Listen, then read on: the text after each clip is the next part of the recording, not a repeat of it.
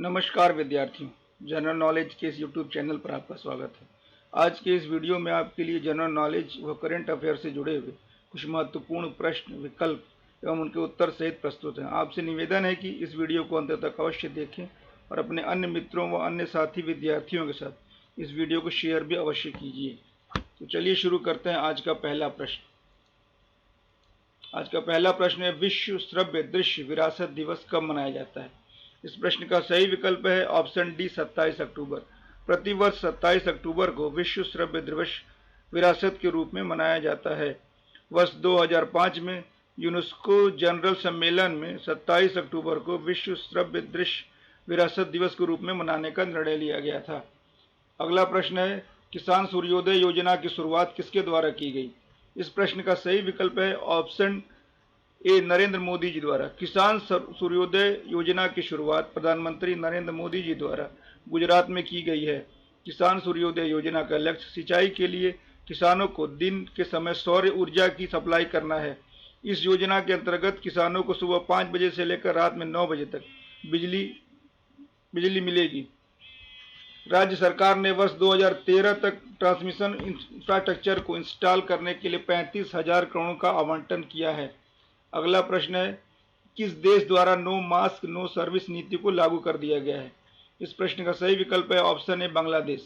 बांग्लादेश की सरकार द्वारा नो मास्क नो सर्विस नीति को लागू कर दिया गया है।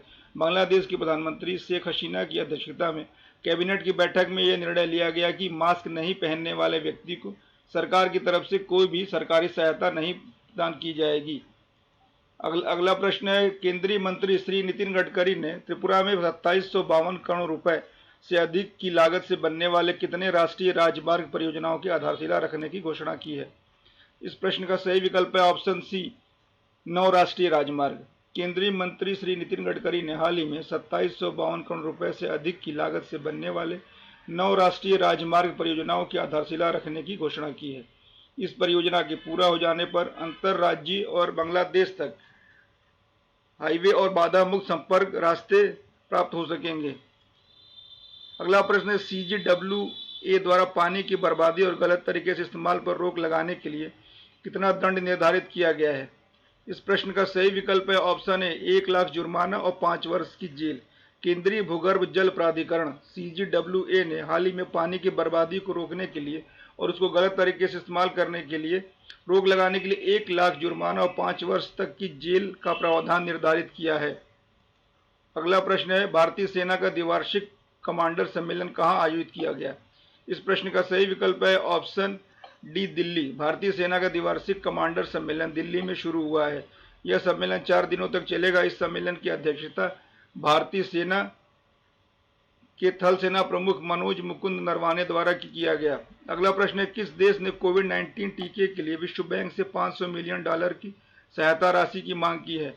इस प्रश्न का सही विकल्प है ऑप्शन सी बांग्लादेश। बांग्लादेश की सरकार ने कोविड-19 के टीके के लिए विश्व बैंक से $500 मिलियन की सहायता राशि की मांग की है। वर्ल्ड बैंक की स्थापना 1944 में हुई थी। इसका मुख्यालय वाशिंगटन DC में स्थित है। वर्ल्ड बैंक के प्रेसिडेंट वर्तमान में डेविड मालपास जी हैं। अगला प्रश्न है, किस राज्य ने PM आत्मनिर्भर निधि योजना में पहला स्थान प्राप्त किया है? इस प्रश्न का सही विकल्प है ऑप्शन है उत्तर प्रदेश। उत्तर प्रदेश राज्य ने PM स्वनिधि योजना में पूरे देश में पहला स्थान प्राप्त किया है। उत्तर प्रदेश सरकार ने स्वनिधि योजना अप्लाई करने के मामले में, इसको लाभार्थियों की संख्या के मामले में उत्तर प्रदेश ने प्रथम स्थान प्राप्त किया है। अगला प्रश्न है, किस राज्य ने बूम-ला में जोगिंदर वार मेमोरियल का उद्घाटन किया गया? इस प्रश्न का सही विकल्प है अरुणाचल प्रदेश। अरुणाचल प्रदेश के बूम-ला में जोगिंदर वार मेमोरियल का उद्घाटन किया गया है। जोगिंदर सिंह भारतीय सेना में लेफ्टिनेंट थे। इन्हें 1962 भारत चीन युद्ध में वीरता के लिए परमवीर चक्र से सम्मानित किया गया था। अगला प्रश्न है, भारत के किस राज्य में भारत म्यांमार सीमा पर जल मिशन के तहत जलापूर्ति योजना की शुरुआत की गई है? इस प्रश्न का सही विकल्प है ऑप्शन ए मणिपुर। भारत के मणिपुर के खंग वरोल व खेंग जुए इन 2 गांवों में भारत म्यांमार सीमा पर जल मिशन के तहत जलापूर्ति योजना की शुरुआत की गई है। इन दोनों गांवों के लिए 2 जलापूर्ति योजनाओं का उद्घाटन किया गया है। इस योजना के संचालन और इसकी देखभाल का जिम्मा गांव की जल एवं साफ सफाई समिति का रहेगा।